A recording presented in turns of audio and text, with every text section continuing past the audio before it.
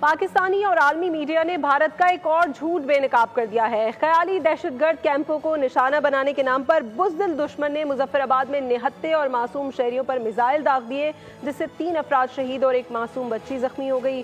مظفر آباد سے دیکھتے ہیں فہد چودھری کی یہ رپورٹ۔ پاکستان میں دہشت گرد کیمپوں کو ٹارگٹ کرنے کا بھارتی جھوٹا دعویٰ بے نقاب۔ ملکی اور غیر ملکی میڈیا کے نمائندوں نے مظفر آباد میں انڈین اسٹرائکس کی جگہ کا دورہ کیا۔ بھارتی بزدلانہ حملے میں چاروں طرف آبادی میں گھری مسجد کی عمارت مکمل تباہ ہو گئی۔ بھارت نے محلے کی ایک عام مسجد کو نشانہ بنا کر دنیا کو دھوکہ دینے کی کوشش کی ہے۔ مقامی رہائشیوں اور حکام نے دہشت گرد کیمپ کو نشانہ بنانے کے بھارتی دعوے کو یکسر مسترد کر دیا۔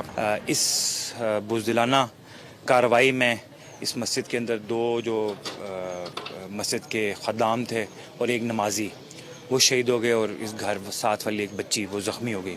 بھارت کے بزدلانہ حملے میں بلال مسجد کے 80 سالہ خادم سمیت 3 افراد شہید ہوئے، جبکہ مسجد سے محلے کا گھر میں ننھی پری نمرا بھی بھارتی جارحیت کا نشانہ بنی۔ شدید زخمی نمرا موت و حیات کی کشمکش میں اسپتال میں زیر علاج ہے۔ یہ رات کے تقریباً 12:30 پونے 1 بجے کا ٹائم تھا۔ یہ بالکل مسجد کے ملحق میں، یہ سامنے فرنٹ پہ میرا گھر ہے۔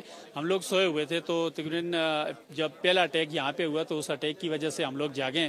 جا کے ہم نے فیملیز کو میں نے کہا جی کہ آپ لوگ اٹھیں اور باہر دیکھیں کیا ہوا ہے۔ ہم لوگ جو ہی باہر آئے تو دوسرا اور تیسرا اٹیک ہو گیا۔ اہل علاقہ نے حکومت اور افواج پاکستان سے مطالبہ کیا ہے کہ وہ بھارت سے معصوم شہریوں کے خون کا بدلہ لیں۔